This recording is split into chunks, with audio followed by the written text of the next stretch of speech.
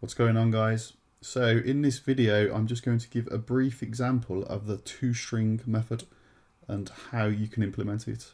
So let's write our person class, which you can see here.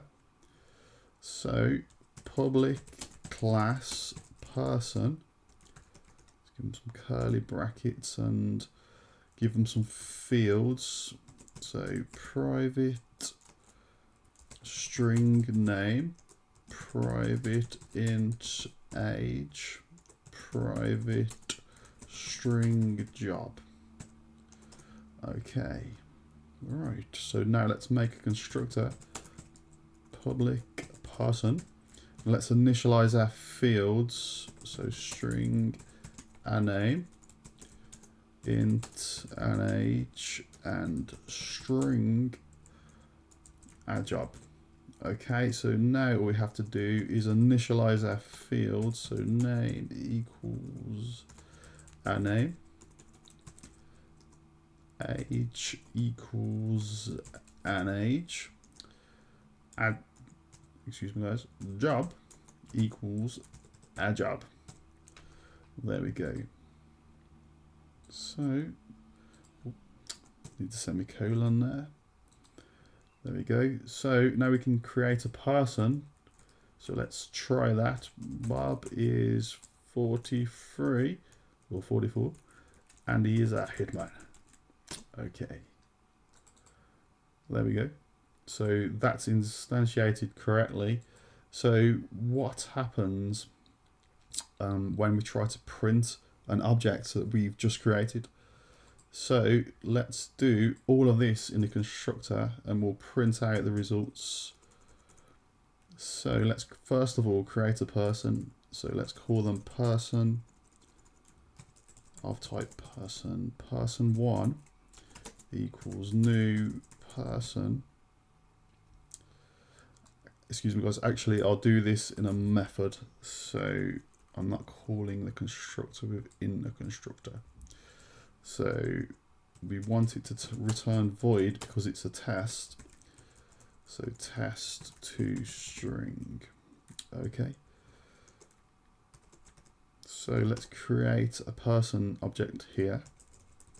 So person1 equals new person, call them Bob, and they're 43 and they are a hitman. Okay, and another person. Person2 equals new person, call them Tracy, and let's call them 37 and they are a cleaner. Okay, and let's add one more. Person3 equals new person, let's call them Hugo, and they are 27 and they are a bartender. There we go. Just remove the capital B there for consistency. Right. Okay, so we've got 3 person objects here. So now let's create an array list to demonstrate the useful example of the toString method. Okay, so import the array list, and now let's add a field declaration of array list. So let's private array list, and we want this to hold people. So let's make it of type people and call it people. That should say we want it to hold person objects. And let's create that in the constructor. So people equals new array list. Okay, so we've got an empty array list now. So, oh, wrong type of colon. Let's add each of those people objects to the array list. So people dot add person1, people dot add person2, people dot add person 3. There we go. So let's say we want to print out all of the people in this array list. So we can use the type in our for each loop as person. And let's just make some space down here so the screen stops going to the bottom. There we go. Okay, so person, and we'll call the local variable a person in people.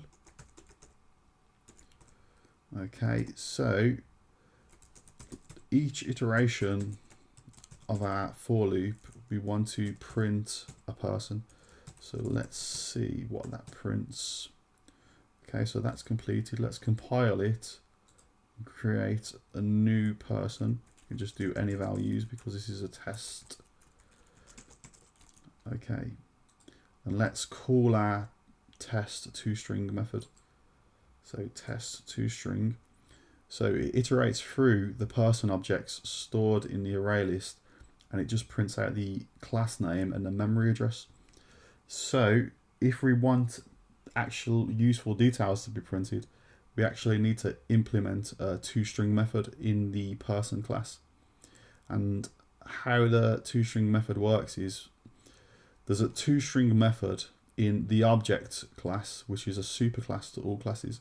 So when you implement it in a class that you've just made, for example, it overrides that class, and it's got another special function as well.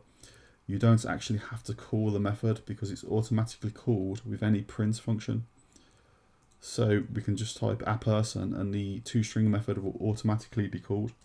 So all we need to do is implement the toString method. So the return value is string, and the name is toString,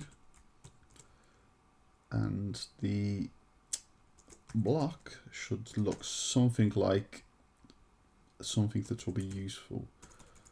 So let's say string text equals, and let's create something that will be good for this. So we want to return name, which is a string, plus, let's do a space, and let's do age, and let's do another space, and return job. Okay, so this sets the string text to the name using the field of this class, and then it concatenates age to this, and it concatenates job. So let's return that to complete our toString method. Okay, so let's recompile the class. Just fill in any values. Okay, and let's call our test toString method. So as you can see now, guys, each iteration of this for loop on each person, it calls the toString method because we've just put a person object in there without any like method declarations or anything.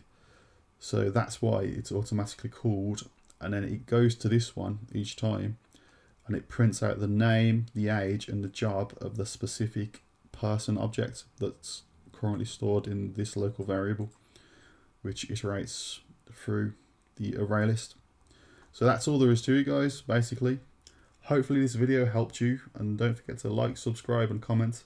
Take it easy, guys.